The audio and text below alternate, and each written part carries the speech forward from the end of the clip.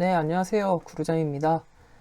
오늘은 2021년 1차 필기 기출문제 2과목 직업심리학 문제 기출문제 강의 시작하겠습니다. 21번 검사의 구성 타당도 분석 방법으로 적합하지 않은 것은? 자, 타당도 내용 한번 정리를 하고 풀어볼게요. 자, 타당도에는 내용 타당도, 구성 타당도, 준거 타당도가 있다고 했습니다. 네, 내용, 구성, 준거. 구성 타당도는 이제 구성 개념에 관한 것, 개념 타당도라고도 하고 구인 타당도라고도 부릅니다. 준거는 이제 기준을 두고 타당도를 측정하는 것이기 때문에 기준 타당도라고도 불립니다. 그래서 내용, 구성, 준거 이렇게 세 가지로 나눌 수 있는데 먼저 이 문제에서 구성 타당도라고 있어요. 네, 개념 타당도, 구성, 구인 타당도를 검증하는 방법, 분석하는 방법. 자, 수렴, 변별, 요인 분석이 있다고 했죠. 수렴은 한 곳으로 이렇게 수렴한다, 집중된다 라고 해서 집중 타당도라고도 부르고, 변별 타당도는 변별해준다는 게 구분해준다는 거죠. 판별해준다는 거예요. 그래서 변별, 판별, 타당도라고도 한다고 했습니다. 이제 수렴, 변별 두 가지가 이제 반대되는 방식이죠. 타당도를 검증하는 데 있어서. 수렴 타당도는 뭐였어요? 검사 결과가 측정 속성과 관련된 변수들과 어느 정도 상관관계가 있는지, 그러니까 측정하고자 하는 속성이랑 이제 관련이 높은지를 검증하는 거죠. 관련 있는 속성이 관련 있게 나오는지, 그걸 검증하는 게 수렴 타당도라고 하면, 변별 타당도는 그 반대죠. 이 속성이 관련 없는 속성이랑 얼마나 구분이 되는지, 얼마나 변별되는지, 얼마나 잘 판별해낼 수 있는지, 솎아낼 수 있는지를 보는 게 변별 타당도라고 했습니다. 그래서 예를 들어서 수렴 타당도의 경우에는 IQ 점수와 성적이 있는데 IQ 점수가 높을수록 성적이 높게 나오더라. 그러면 이 두 개, IQ 점수와 성적이라는 것은 이제 서로 수렴하죠. 한쪽이 올라갈수록 성적도 오르기 때문에 이제 수렴 타당도를 통해서 검증을 한다고 볼 수 있죠. 어느 정도 상관관계가 있는지를 확인하는 방법. 그리고 변별 타당도는 다른 것을 구별해 주는 거라 그랬어요. 다른 거, 관계 없는 거를 구별해 주는 거. IQ 점수랑 수면 시간을 비교를 했어요. IQ 점수가 높을수록 수면 시간이 높아질까요? 아니면 IQ 점수가 수면 시간이 낮아질까요? 아무런 관련이 없죠. 그래서 이 관련이 없는 두 개의 이런 변인을 정말 관련이 없는지 이거를 판별해 주는 것. 그게 변별 타당도 분석이 되겠습니다. 그 다음에 마지막 요인 분석은 검사 문항들 간의 상관관계를 분석한다고 했어요. 그래서 문항들 간 상관관계 분석해서 상관관계가 높은 문항, 즉 유사한 문항이라고 볼 수 있겠죠. 이 상관관계 높은 문항들끼리 묶어준다 그랬어요. 그래서 그룹화 시키면 이제 그게 하나의 요인이 된다. 그래서 요인 분석. 예를 들어서 직업심리학 시험, 우리가 지금 공부하는 과목이죠. 이 과목의 시험이 두 개의 요인으로도 나눌 수 있다. 진로 발달 이론에 관한 문항들 한 요인으로 묶고, 지금 21번 문제처럼 타당도 나오는 통계 개념의 문제로 하나의 요인이 구성될 수 있죠. 타당도 문항들, 신뢰도 이런 문항들을 묶어서, 그래서 비슷한 문항들끼리 묶는 것, 그룹화하는 것을 요인 분석이라고 합니다. 그래서 개념 타당도는 수렴, 변별, 요인 분석을 통해서 검증을 한다. 네.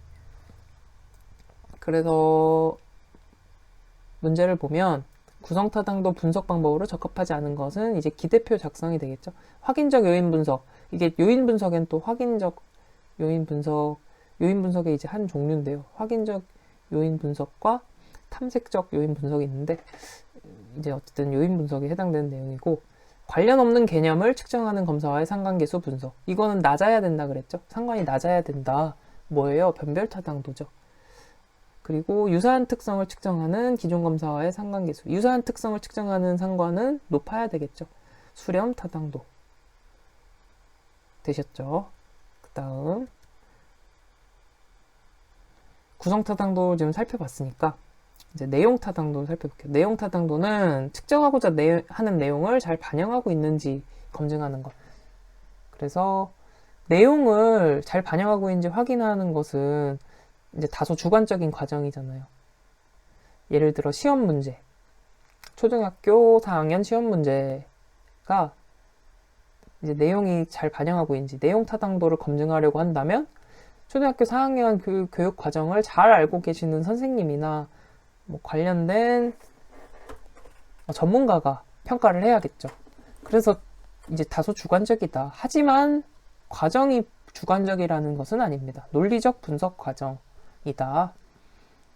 기억해 두시고, 이제 주관적이기 때문에 타당도 계수가 산출되기 어렵다. 네. 방금 말씀드린 초등학교 4학년 성취도 검사. 성취도 검사가 얘가 되겠고, 전문가가 측정을 한다. 내용 타당도였습니다. 그리고 준거 타당도, 기준 타당도는 특정 준거, 그러니까 특정 기준과 관련성을 보는 거예요. 기준을 잡아놓고. 그래서 보통 검사에서의 기준이라고 하면 다른 검사가 되겠죠. 그래서 준거, 기준이 되는 다른 검사와 관련성을 비교해 보는 거죠. 상관관계가 되겠죠. 관련성이라고 하면. 그래서 이 상관관계를 확인하는 것이 준거 타당도다. 공인 타당도, 예언 타당도 구분하는 방법은 시점이라고 했습니다. 공인 타당도는 동시점이어서 동시 타당도. 예언 타당도는 이제 예측하는 거죠.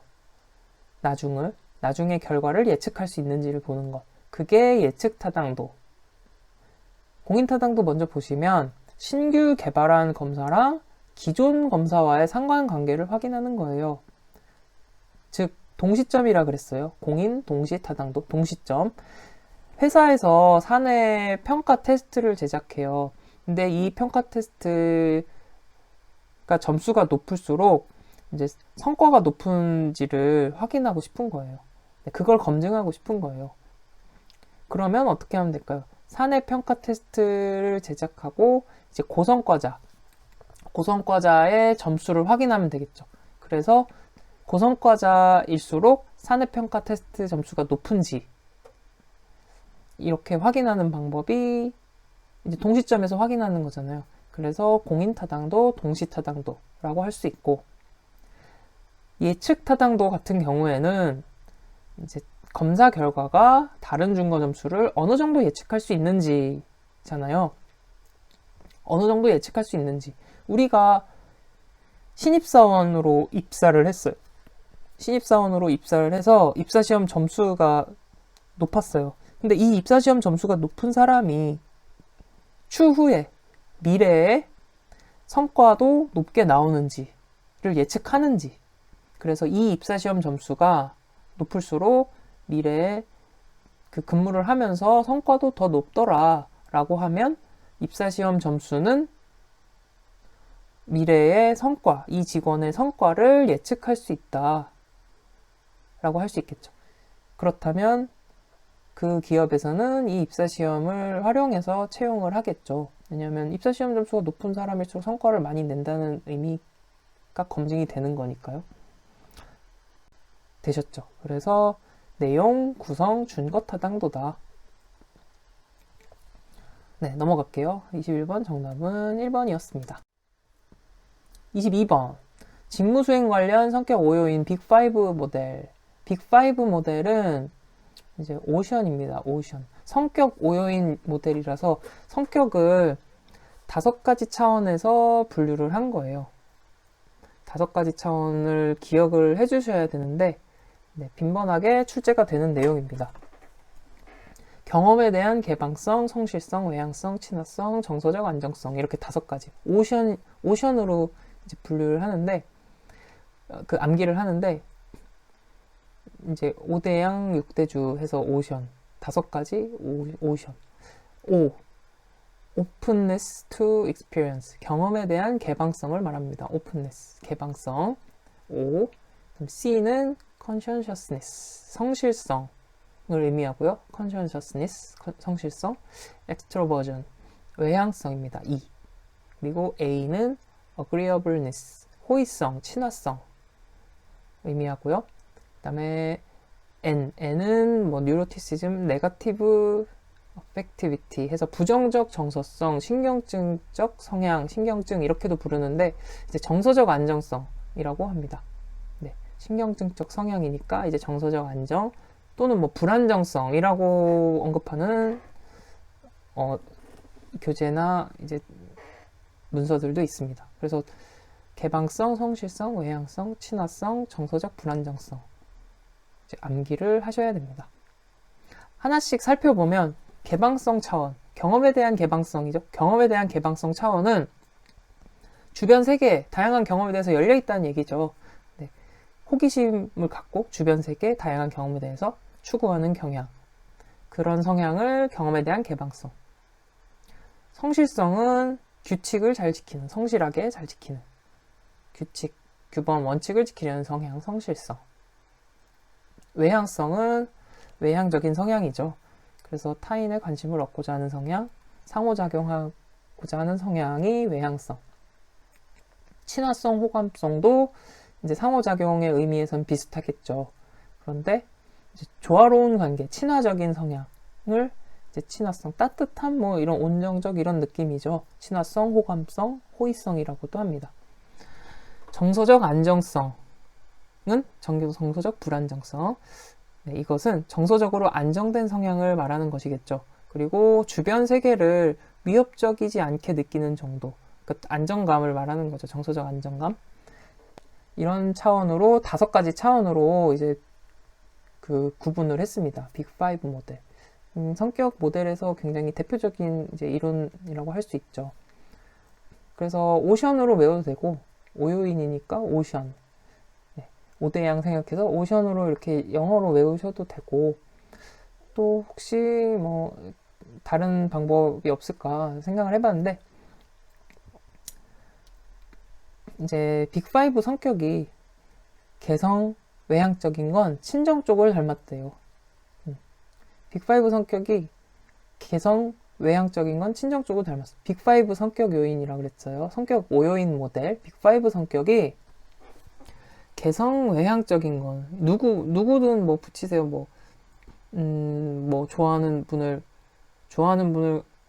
넣어도 되고 아니면 뭐 개성 외향적인 성격을 넣으셔도 되고 그 성격을 가지신 분들. 그래서 예를 들어 뭐 빅5 성격이 그루잠 빅5 성격이 개성 외향적인 건 친정 쪽을 닮았어.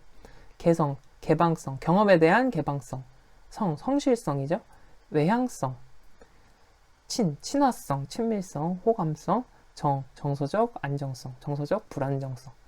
이렇게 5가지 차원 암기를 해주시기 바랍니다.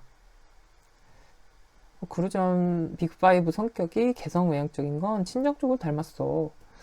네, 이렇게 암기를 해주시기 바랍니다. 그래서 22번 빅5 모델의 요인이 아닌 것은 지배성이 되겠죠. 네, 4번입니다. 다음 3번이요. 23번 탈진에 관한 설명으로 옳지 않은 것은 탈진 번아웃이죠. 자, 종업원들이 일정 기간 직무를 수행한 후 경험하는 지친 심리적 상태를 의미한다. 맞는 얘기죠. 2번 탈진 검사는 정서적 고갈, 인격 상실, 개인적 성취감 감소 등의 3가지 구성 요소로 측정한다. 맞는 얘기입니다. 탈진 검사는 탈진 척도, 소진 척도라고도 하는데 MBI입니다. 정서적 고갈, 인격 상실, 개인적 성취감 감소를 측정하는 문항으로 구성이 되어 있고 설문지 방식으로 진행하는 검사입니다. 3번 탈진에 대한 연구는 대부분 면접과 관찰을 통해 이루어졌다. 아니죠. 이거는 뭐 탈진 검사에서도 유추해 볼 수 있듯이 이제 설문지 방식을 많이 설문지 방식을 통해서 많이 이루어졌어요. 탈진 연구는. 네. 그리고 좀 유추해 보면 탈진 연구를 면접과 관찰을 통해 이루어졌다긴 조금 어렵겠죠. 이게 주관적인 부분이 많이 개입이 되니까 관찰을 통해 알기가 쉽지 않죠. 네. 그래서 설문지 방식이다라는 것을 알아두시면 되겠습니다. 4번 탈진 경험은 다양한 직무 스트레스 요인과 직무 스트레스 반응 변인과 상관이 있다. 그렇죠. 네. 그래서 4번도 맞는 얘기. 그래서 이 선택지들 읽어보시고 이제 이해하시고 탈진 검사에 대해서 정서적 고갈, 인격 상실, 개인적 성취감 감소. 이렇게 탈진을 떠올리면 관련되는 요인이죠. 정서적 고갈되고 인격적 상실, 되게 내가 가치가 없고 무기력감, 무력 이런 것들이 느껴지고 성취감 감소되고 이런 부분들을 측정한다. 정답은 3번 넘어갈게요. 24번 미네소타 분류 직업체계 3와 관련하여 발전한 직업발달 이론. 미네소타 직업분류 체계 3 하면은 떠올라야 합니다. 로퀴스트 데이비스 직업적응 이론, 로퀴스트 다비스라고 하는 책도 있다고 말씀드렸습니다. 네, 직업적응 이론. 그쵸. 미네소타 직업분류 체계 3. 또 그냥 넘어갈 수 없죠. 한번 살펴볼게요. 로퀴스트 데이비스 직업적응 이론. 자, 그동안의 직업 이론, 진로, 직업 이론은 어땠어요? 직업 선택을 강조하는 이론이 대부분이었습니다. 의사결정에 관한 초기에 선택하는 이론이 중점이었다면 이 로퀴스트와 데이비스는 어떤 거죠? 직업 적응을 더 강조했어요. 적응하는 것이 더 중요하다. 거기에 초점을 둔 거죠. 직업 적응에 초점을 두고 적응을 강조한 이론입니다. 한번 살펴보면 개인의 욕구, 능력과 환경에서 요구하는 것을 연결시킨다. 그래서 직무 만족과 직무 유지를 설명한 이론이에요. 즉 쉽게 말하면 개인의 욕구 능력, 개인이죠. 환경에서 요구하는 것, 환경이죠. 개인과 환경을 연결시킨 이론이다. 그래서 개인 환경 조화 상담이라고 합니다. 조화라는 말이 나왔죠. 개인과 환경을 조화시키는 것이 곧 직업에서의 적응을 의미하는 거라고 볼 수 있습니다. 자, 그리고 개인의 욕구라는 것은 이제 만족의 개념으로 설명이 되고, 이제 환경에서 요구하는 것. 환경이라고 하면 우리에게는 이 직업 적응 이론에서 의미하는 환경이란 회사, 기관, 조직을 의미하는 것이죠. 그래서 환경에서 요구하는 것이라 그러면 조직에서 요구하는 것. 이것을 충족의 개념이라고 설명을 합니다. 여기 나오죠. 만족은 조화된 내적 지표라고도 하고 개인의 욕구와 관련이 되어 있다. 내가 바라는 것, 내가 원하는 것이 충족이 되면 만족이라는 개념으로 설명을 하고 있고요. 충족이라는 개념은 조화된 외적 지표다. 그래서 환경이 개인에게 요구하는 것이라 그랬잖아요. 즉 환경의 개인에 대한 만족, 이것을 충족의 개념이라고 합니다. 환경이 조직이 개인에 대해 만족하는 건 무엇이겠어요? 개인의 능력과 관련해서 만족하는 거죠. 네. 개인에게 요구하는 사항이 개인의 능력이잖아요. 그렇기 때문에 개인의 능력과 관련되어 있다, 충족은. 여기까지 괜찮으시죠? 네. 그래서 개인 환경 조화 상담이라고 하고, 개인 환경 간 역동적인 상호작용을 통한 욕구 충족. 이 말이 즉 조화를 만들어 나간다는 얘기죠. 개인과 환경은 조직이라고 했습니다. 개인과 조직의 상호작용을 통해서 이제 서로 욕구를 충족해 나가는 거예요. 조화 상태를 만들어 가는 거죠. 그래서 조화, 부조화 상태로 설명을 했습니다. 개인과 환경이 상호 만족할 때 직업 적응이 잘 이루어진다. 네, 다 비슷한 이제 맥락에서 파생되는 얘기죠.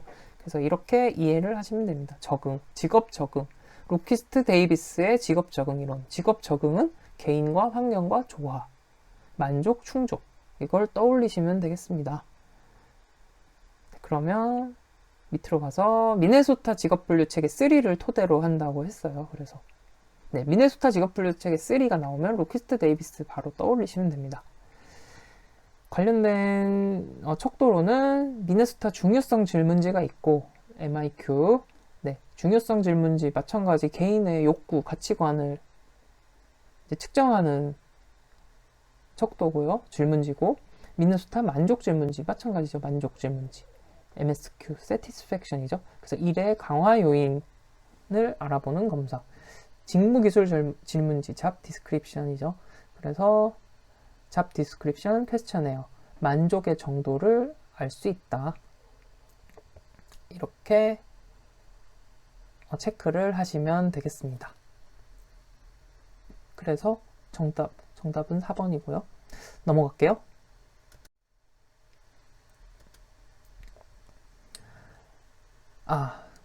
중요한 걸 빠뜨렸네요. 로키스트 데이비스 이론에서 이제 주로 많이 출제되는 것이 이 바로 직업 적응 유형의 4가지 성격 양식 차원입니다. 네, 이게 아주 중요하죠. 그리고 이제 4가지 적응 방식 차원에서의 분류는 뭐 성격 양식만큼 빈번하게 출제되진 않습니다. 먼저 적응 방식 차원에서 적응 유형을 보면 융통성, 끈기, 적극성, 반응성 차원이 있다. 적응 방식에서 융통성과 끈기, 적극 반응 차원이 있다. 그리고 성격 양식 차원, 여기에 좀 초점을 두고 볼게요. 직업 적응에 있어서 성격 양식으로 4가지 차원으로 볼 수 있는데 먼저 민첩성, 그리고 역량, 리듬, 지구력 이렇게 있습니다. 그래서 민첩성 차원을 보면 환경에 대한 반응 속도, 과제 완성도와 관련이 있다. 그래서 속도를 중시한다라고 했습니다. 그 환경에 대한 반응 속도예요. 민첩성이라는 거. 과제를 회사에서 업무를 주어졌는데 이제 바로 착수하는 사람이 있고 미루다가 임박한 기한이 다가오면서 시작하는 사람도 있고 다르죠. 그런데 그것을 이제 민첩성의 차원에서 차이가 있는 걸로 바라본 거예요. 환경에 대한 반응 속도, 업무가 주어졌을 때 그것에 대한 반응 속도, 당연히 과제의 완성도랑도 관련이 되겠죠. 이 부분을 민첩성이라고 했습니다. 그 다음 역량은 이제 속도라고 하는 것도 있는데 이제 보통 교재에서 역량이라고 언급을 하죠. 이제 페이스예요. 영어로 페이스. 그래서 에너지 소비량과 관련이 있는데 작업자의 평균 활동 수준을 의미합니다. 과제를 해 나가는 속도, 페이스를 말하는 거죠. 쉽게 말해서 과제를 해 나가는 페이스가 빠르다, 페이스가 느리다 이렇게 얘기를 하잖아요. 그것을 이제 역량이라고 했습니다. 그리고 리듬입니다. 다음 리듬은 활동에 대한 다양성이라고 했는데 이렇게 하면 좀 이해가 어려운 것 같아요. 그래서 조금 더 살펴보면 활동에 대한 다양성이란 무엇이냐, 과제를 해나가는 속도의 규칙성 패턴, 그러니까 리듬이란 건 규칙성 패턴을 보시면 돼요. 그 페이스, 이 페이스 안에서 과제를 해나가는 페이스, 역량이라고 했는데 이 페이스 안에서 어떤 규칙성, 패턴이 있는지, 예를 들어 페이스가 좀 빠른 사람이 있는데 그 빠른 안에서 해나가는 리듬이 꾸준히 1시간을 이렇게 쭉 빠르게 해나가는 리듬인지 아니면 10분을 이렇게 딱 했다가 좀 느려지는 사람인지, 똑같은 페이스 안에서도 이 리듬이 다르겠죠.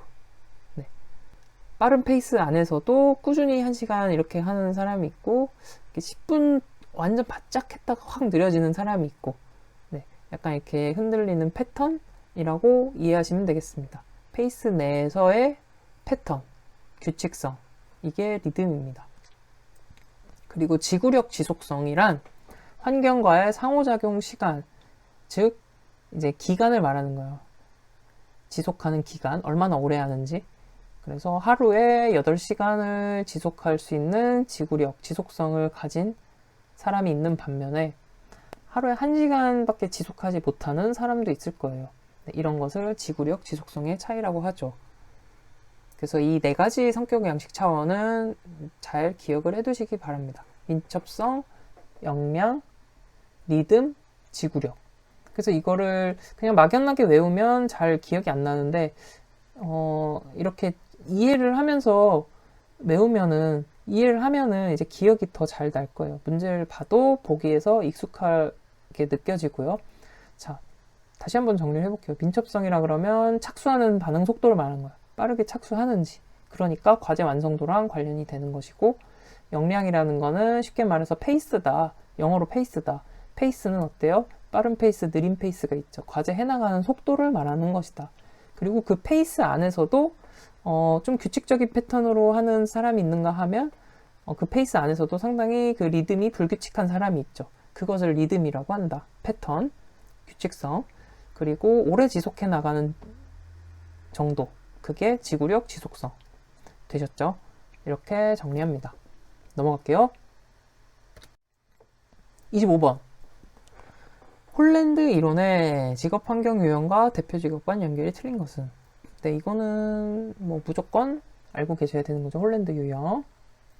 근데 이것도 이제 무조건 외우기보다는 각 유형의 성향, 특징을 알아두면 직업은 거기에 연결이 될 수 있는 부분이기 때문에 네, 각 유형의 내용, 특징을 기억해 두시기 바랍니다. 홀랜드 이론, 리아섹을 기억하면 된다고 했습니다. 리아섹. 그래서 이 그림을 기억하면 되죠. 리아섹.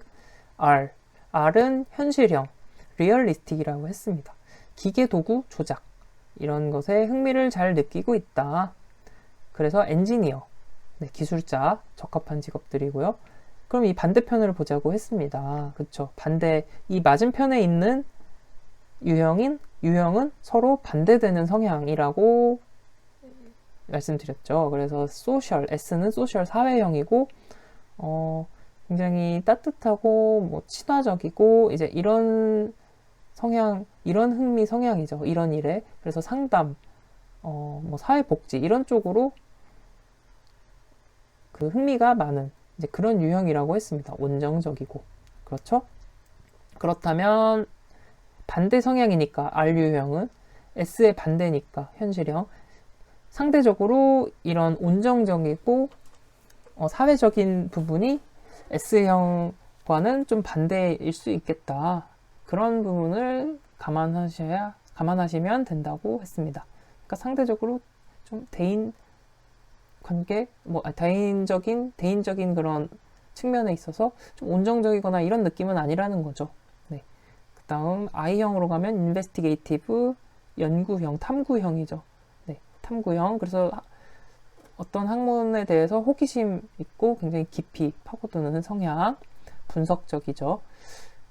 신중한 성향이고, 그래서 과학자, 의사, 대표적인 학자분들, 인베스티게이티브. 또 반대 유형을 보면 되죠. 반대편을 보면 I와 반대는 E형입니다. E는 엔터프라이징해서 진취형. 진취형은 어떻겠어요? I형이 탐구, 신중, 학문의 깊이 이런 것이면 E형은 굉장히 외향적이고 진취적이고 네 그렇겠죠. 그래서 정치가, 사업가 이제 이런 분들이 이제 엔터프라이징 네 리더십이 있어야 하는 그런 유형들의 흥미가 엔터프라이징. 그리고 예술형이 있죠. 예술형은 아티스틱, 그래서 개방적, 뭔가 창의적 이런 사고를 가지고 있죠. 틀에 박히는 거를 싫어하고 그런 걸 답답해하고 예술하는 분들, 작곡가, 예술가 이런 분들. 그럼 A형의 반대편은 커스텀이죠. 컨벤셔널, 관습형. 관습형은 반대니까 어때요? 오히려 구조화되고 짜여진 거, 체계적인 걸 좋아합니다. 그리고 좀 루틴한 것을 좋아하겠죠. 안정적으로 느끼고, 네. 그래서 상대적으로 좀 뭔가 완고한 이런 성향. 그래서 직업적으로는 사서 대표적으로, 그리고 뭐 관료, 행정 관료 이런 직업 흥미와 관련이 있습니다. 그래서 이거를 이해하고 계시면 어렵지 않죠. 현실형, 목수, 트럭 운전사, 기계, 도구 조작 맞죠? 탐구형, 네, 학자, 분자공학자. 사회형은 사회복지, 상담 이런 쪽이라고 했습니다. 간호사 뭐 이런 쪽. 정치가 사업가는 엔터프라이징, 진취형이었죠. 관습형은 사무원, 도서관, 사서, 체계적, 조직적, 좀 짜여진 일. 네. 그래서 정답은 3번이 되겠습니다. 26번. 경력 개발 프로그램 중 종업원 역량 개발 프로그램과 가장 거리가 먼 것은 역량 개발 프로그램이잖아요. 사내 공모제는 역량을 개발하는 것과는 거리가 있겠죠. 인사정책의 유연, 신축성과 관련된 것이 사내 공모제입니다. 사내에서 그 포지션을 모집하는 거죠. 사내 그 직원들 대상으로. 그래서 인사정책을 유연하고 신축하게 하기 위한 목적이다. 직무순환은 다양한 직무를 경험함으로써 여러 분야의 능력을 개발. 그래서 다기능 전문가 육성의 목적입니다. 다기능 전문가 육성. 멘토십 시스템, 후견인 프로그램이죠. 멘토링 프로그램. 신입사원들을 대상으로 해서 상사가 이제 적응을 잘 할 수 있도록 도와주는 것이, 뭐 커피도 한잔하고 뭐 밥도 먹기도 하고 상담도 해주고 이러면서 같이 이렇게 지내면서 적응하도록 도와주는 것, 멘토십, 멘토링, 후견인 프로그램. 네, 그렇게 되겠습니다. 그래서 정답은 사내 공모제 넘어갈게요. 27번. 직무 분석을 통해 작성되는 결과물로서 해당 직무를 수행하는 작업자가 갖추어야 할 자격 요건을 기록한 것을. 해당 직무를 수행하는 작업자가 갖춰야 할 자격 요건. 작업자가 갖춰야 할 자격 요건은 이제 직무 명세서에 기록이 됩니다. 직무 명세서랑 직무 기술서랑 좀 구분을 하는 것이 필요해요. 자, 직무 명세서는 작업자 명세서라고도 합니다. Job Specification. 작업자 명세서라고 합니다. 직무 명세서. 그래서 작업자 중심의 직무 분석을 통해서 나온 결과물이 직무 명세서입니다. 그러니까 직무 명세서랑 직무 기술서 둘 다 직무 분석을 통해서 나오는 결과물이에요. 그런데 직무 명세서는 작업자 중심의 직무 분석 결과로 나오는 것이 직무 명세서입니다. 작업자 명세서. 그래서 해당 직무를 수행하는 작업자가 갖추어야 할 자격 요건, 작업자 중심으로 쓰여졌겠죠. 따라서 작업자의 적성, 지식, 기술, 능력, 성격, 흥미, 가치, 태도, 작업 경험 및 경력, 자격 요건 등이 기록되어 있습니다. 네, 이 직무를 수행하는데 이러한 자격 요건, 이러한 것들이 요구된다 라고 알려주는 것이 직무 명세서, 작업자 명세서죠. 그래서 이제 인적 자원 관리에 활용이 됩니다. 선발이나 교육할 때. 그 다음 직무 기술서입니다. 기술서는 이제 job description인데 descriptive가 뭐예요? 그냥 기술하는 거죠. 그냥 있는 그대로 설명해 주는 거예요. job을 그냥 설명해 주는 거고 그 해당 직무에 대해서 그냥 설명을 해 주는 겁니다.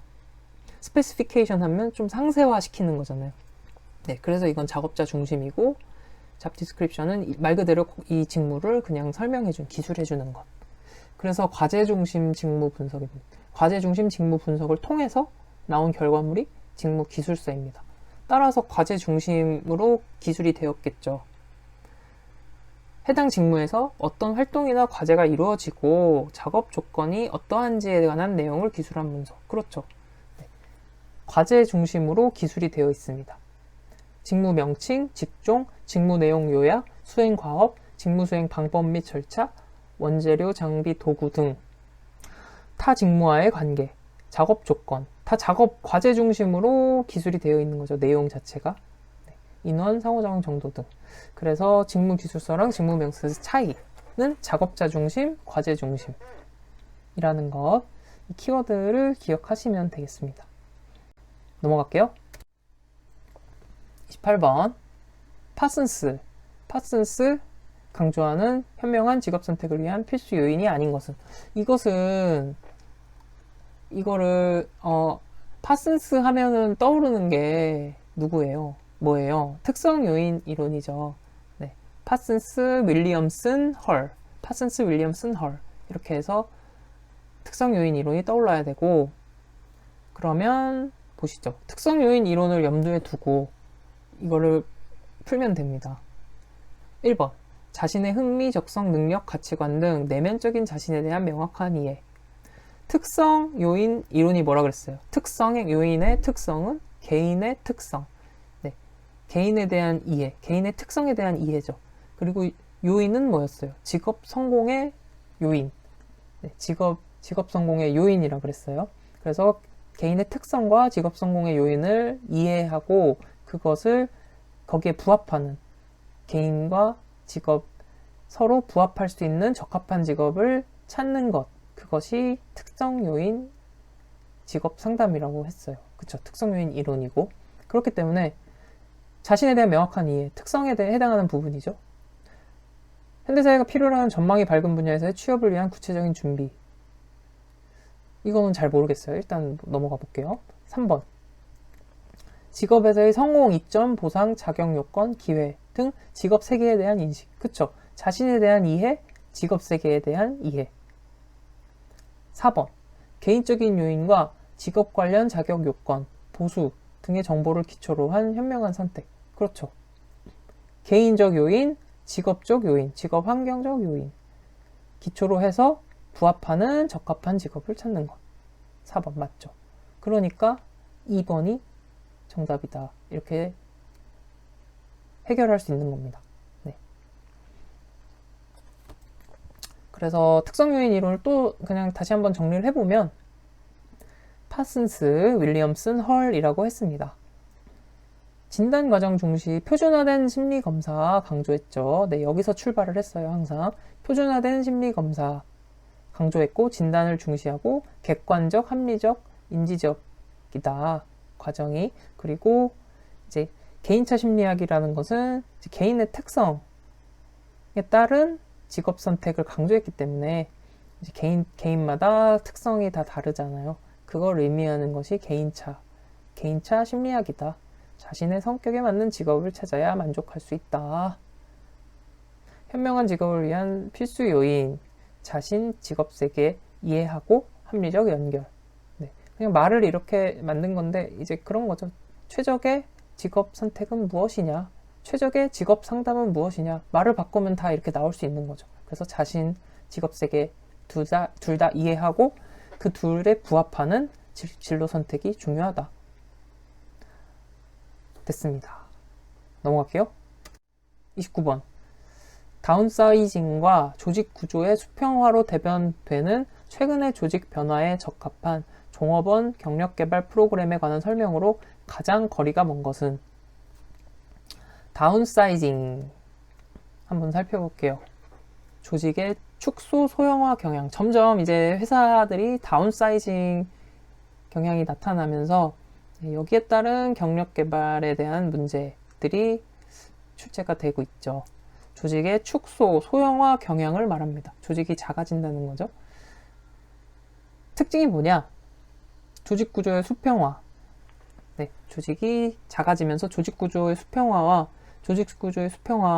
키워드고, 그러면서 또 고용 기간이 짧아진다. 이게 특징입니다. 조직 구조가 수평화되다 보니 수평 이동에 중점을 두는 경력 개발이 중요해졌죠. 조직 구조가 수평하니까 이제 수평 이동에 중점을 두게 되겠죠. 그리고 단기적, 연속적 학습 단계를 강조합니다. 네, 이렇게 짧게 단기적으로 배워나가는 것, 필요에 따라 배워나가는 것을 강조합니다. 그래서 융통성이 중요하겠고요. 이제 숙련 주기가 단축됐다. 짧게 배운다는 거예요. 단기적으로. 그래서 경력 개발도 단기 경력 개발. 개인의 자율권 신장과 능력 개발에 초점을 두고 있다. 다운사이징 시대의 이 경력 개발은요. 그래서 짧게 단기적 연속적 학습 단계, 숙련 주기 단축 이런 거 단기 경력 개발. 따라서 다양한 프로젝트를 참여함으로써 이러한 단기적으로 숙련해 나갈 수 있도록 하는 것이 이제 경력 개발 프로그램이고요. 다운사이징의 경력 개발 프로그램. 그리고 이것을 짧게 계속 해나가야 된다는 거예요. 평생 학습적으로 계속적, 평생학습적 경력 개발. 따라서 이제 연령이 많으신 분들, 또 퇴직하신 분들은 이제 적응이 어렵잖아요. 그래서 재교육이 반드시 필요하고 재교육을 강조하게 되겠죠. 그리고 퇴직자 관리 프로그램을 운영하게 된다. 네, 퇴직자들도 재교육을 통해서 다시 또 배워야 돼요. 평생 학습을 해야 되는 거죠. 네.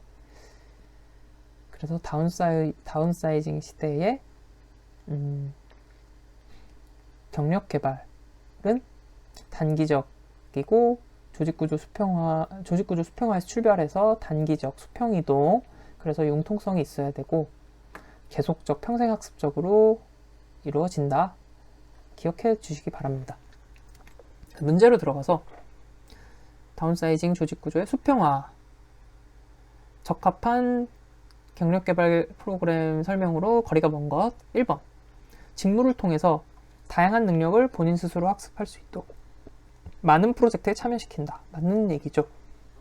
다양하게 참여할 수 있도록 한다. 2번, 표준화된 작업 규칙, 고정된 작업 시간, 엄격한 직무 기술, 강화한 학습 프로그램에 참여시킨다. 이건 조금 거리가 있죠. 개인의 자율권을 중시한다 그랬잖아요. 능력 개발과. 이거는 약간 좀 그 산업화 시대에 그런 이야기에 가깝다고 할 수 있겠네요. 3번, 불가피하게 퇴직한 사람들을 위한 퇴직자 관리 프로그램을 운영한다. 그렇습니다. 그래서 퇴직자들도 이제 이 조직 변화 트렌드에 맞춰서 계속 학습해 나갈 수 있도록, 그래서 경력 개발을 이어나갈 수 있도록 도와야죠. 4번, 새로운 직무를 수행하는데 요구되는 능력 및 지식과 관련된 재교육을 실시한다. 재교육 중요하죠. 그래서 정답은 2번이 되겠습니다. 30번, 과업지향적 직무 분석 방법 중 기능적 직무 분석의 세 가지 차원이 아닌 것은? 자, 기능적 직무 분석, 직무 기능 우리 몇 번 봤었어요. 그쵸? DPT 기억 나시나요? 네. DPT, 데이터, people, T가 뭐죠? things, 사물, 데이터, people, thing. 그래서 직무 기능은 이 세 차원으로 구분을 해서 직무 분석을 하는 거죠. 그래서 정답은 1번입니다. 좀 더 살펴볼게요. 기능적 직무 분석, Functional Job Analysis, FJA라고도 하죠. 네, 과제 중심 직무 분석 기법입니다. 과제 중심 얘기 나왔으니까 우리 과제 중심 직무 분석을 통해서 나오는 게 뭐였죠? 직무 명세서인가요? 기술서인가요? 직무 기술서죠. Job Description, Descriptive 기술해준다. 잡을 기술해주는 Job Description, 직무 기술서. 과제 중심의 직무 분석 기법이다.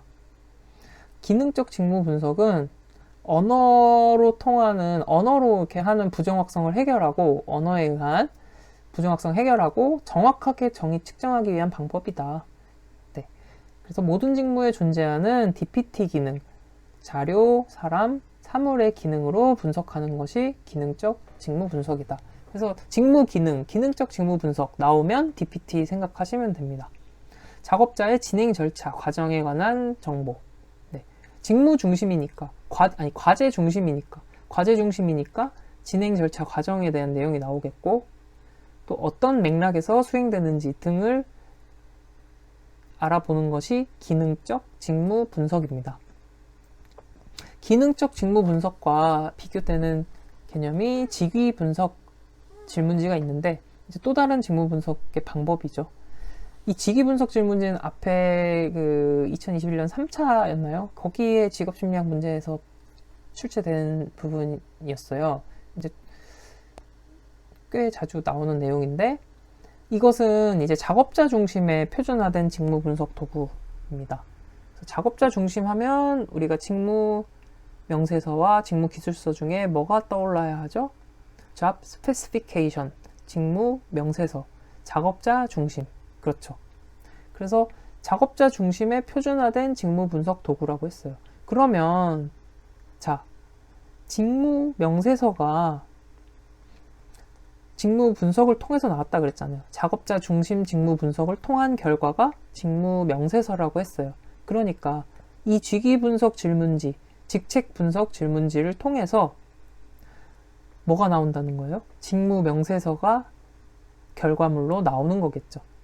네, 이 과정을 통해서 직무 명세서가 나온다. 그래서 PAQ를 사용해서 직무 분석을 하고 그 결과로 직무 명세서가 나온다라는 것을 연결해서 기억해 두시면 되겠습니다. 마찬가지 기능적 직무 분석을 통해서 이게 과제 중심 직무 분석 기법이잖아요. 기능적 직무 분석을 통해서 직무 기술서가 나오겠죠. Job Description. 그래서 기능적 직무 분석의 결과 직무 기술서가 나온다. 이렇게 연결 지으면 더 좋겠습니다. 다시 돌아와서 그래서 직위 분석 질문지, 직책 분석 질문지는 PAQ라고 하고 Position Analysis Questionnaires, 직위, 직책, 포지션. 그래서 포지션을 분석하는 작업자 중심의 표준화된 직무 분석 도구다. 그리고 작업자 중심이니까 작업자의 행동 중심으로 분석을 하는 것입니다. 행동 중심적 직무 분석 기법. 네, 맥코믹이 개발했다고 이제 기억해 두시면 됩니다. 그래서 6개 범주, 이제 이런 맥락, 직무 요건, 타인들과의 관계, 작업 결과, 정신 과정, 정보 입력. 그러니까 이제 인간적인 요건들의 범주예요. 정보 입력. 정보 입력이라는 건 이제 우리 인간에 해당하는 거죠. 정보 입력, 정신 과정, 작업 결과, 관계, 직무 맥락, 요건. 그리고 194개 문항으로 되어 있다. 개별 직무마다 요구되는 지식, 기술, 능력 등의 인간적 요건들을 우리 직무 명세서에 이런 것들이 들어갔잖아요. 요구되는 지식, 기술, 능력, 뭐 경력, 경험, 이제 인간적 요건들이 된 게 직무 명세서니까. 네. 이런 인간적 요건들을 양적으로 알려준다. 양적으로. 네. 양적으로 알려준다는 거는 이제 행동 중심적이라는 것에서 좀 힌트를 얻으면 좋겠어요. 우리 행동주의, 수량화 있잖아요. 계량화, 수량화. 통제, 관찰 이런 것들. 그래서 양적으로 알려준다. 풍부한 정보를 제공해준다. 직무마다 요구되는 인간적 요건들을. 하지만 성과 표준에 직접 산출이 어렵다는 단점이 있습니다. 그래서 이렇게 기능적 직무 분석 방법과 직위 분석 질문지, 이것은 이제 작업자 중심의 직무 분석 도구라 그랬죠. 그래서 이 각각의 도구에서 어떤 결과물이 나오는지까지 정리를 해봤습니다. 이렇게 30번까지 확인을 했고요. 이제 31번부터 또 이어서 다음 영상에서 강의를 진행하도록 하겠습니다. 정말 고생 많으셨고요. 네, 혹시 또 도움이 되셨다면 좋아요랑 구독 눌러주시면 제가 정말 더 힘이 날 것 같습니다. 네, 다음 영상에서 뵙겠습니다. 그럼 이만 감사합니다.